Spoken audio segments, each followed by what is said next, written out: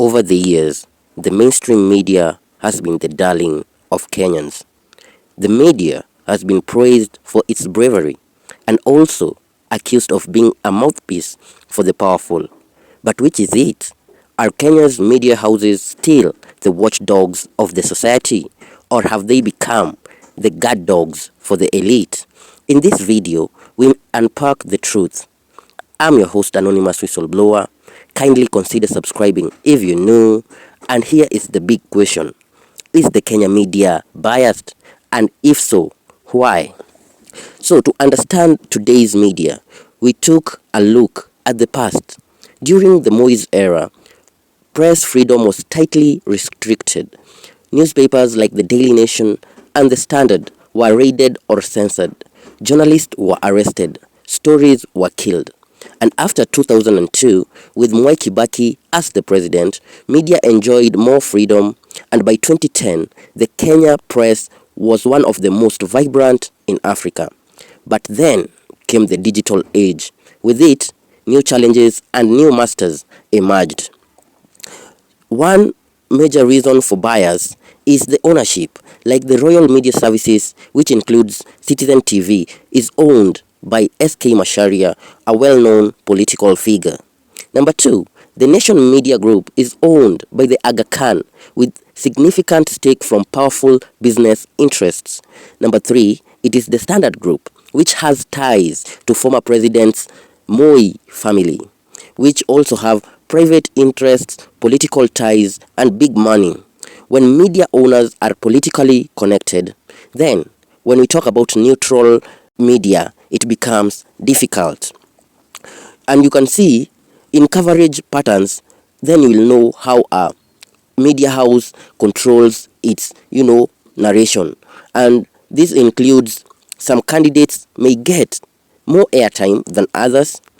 Others are painted negatively, sometimes without even evidence. Investigative pieces suddenly vanishes when they hit too close to the rich and powerful. The media is quick to cover scandal, not until it involves their owners or advertisers. And I will give you a very quick example. When you remember when it was almost or around that 2022 general election, and media houses, went each and every single place following the candidates who, were campaigning for the presidential seat, and we all know it was Kenya Kwanza and Azimio la Umoja. But if you noticed, there was a certain station, a certain media house, which gave, Azimio almost 90% or 99% of the airtime.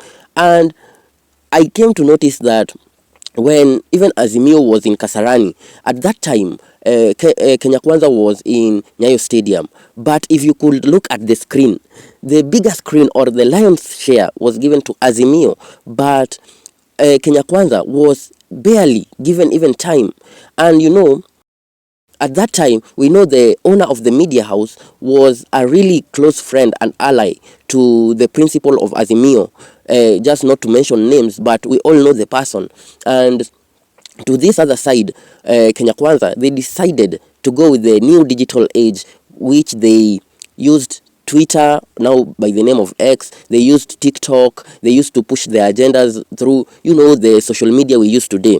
And this is to show you sometimes the media can be biased. So they will push their own agendas to favor the political class or the elites or the advertisers, the people who pay them to keep the TV show running. And so it is very bad for me to come here and say or endorse any channel when I really know that they don't give us everything. They just censor some things, or we are given filtered news. They don't give us what Kenyans deserve to know, but they will give us what the elite want us to know. So another reason for media being biased is advertising control. In Kenya, the government is the biggest advertiser. If a media house criticizes the government too harshly, it risks losing millions in ad revenue. And recently, maybe in 2024, I saw a powerful, person who controls the same media house, which it is known to be biased, going to State House. And this person, in 2022, we all know he was supporting the opposition. But now, the opposition and the government are in conjunction, or they work together. So, you can know that when I'm telling you this, the media house will follow the biggest bidder. The media house will always follow where the money is. So when you want unfiltered news, when you want unfiltered coverage, then you have to go to, social media or other platforms where you can find the truth, which cannot be distorted. And now, that's not all. Big corporations, especially in telecom and finance, also use their ad money to influence coverage. And the result is silent censorship. Silent censorship. Many journalists have outspoken. Some resign, others are fired, some are threatened. Like former investigative reporter Mohammed Ali, now an MP, exposed high-level corruption but said media bosses tried to stop him. There is another one by the name of John Allan Namu.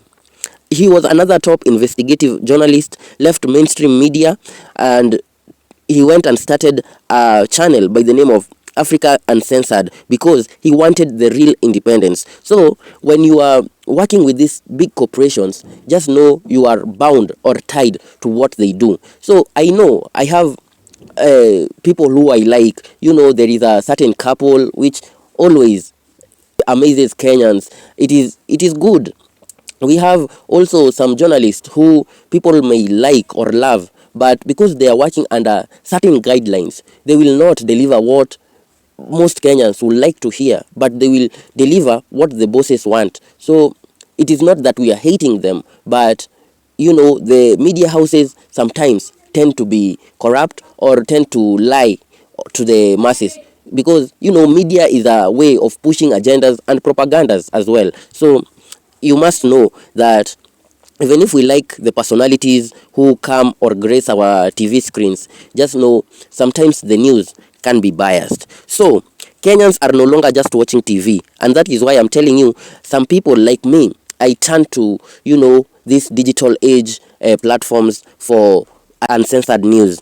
So they are turning to independent YouTube creators, bloggers, and Twitter spaces for unfiltered opinions. But even here, there is a risk. Some influencers are paid to push narratives, what we all know or call bloggers for hire. So the battle for the truth just moved in platforms. So when we talk about Kenyan media, is it biased? I will say yes, and often, not always, but oftenly it is biased, and intentionally or maybe unintentionally.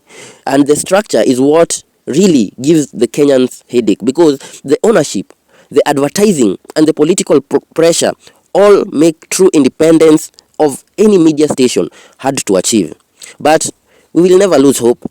There are still brave journalists out there, and you, the audience, have the power to ask questions, demand fairness, and think critically where you see some things are going wrong. So, if I can ask you, what is your experience with the Kenyan media? Do you trust it, or do you go elsewhere to find the truth?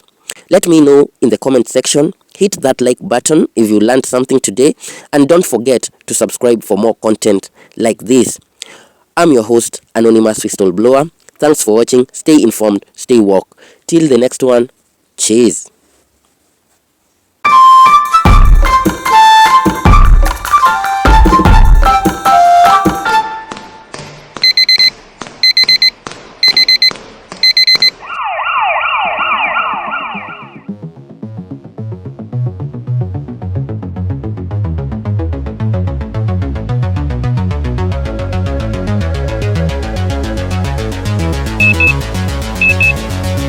Stand by in 3, 2, 1, go.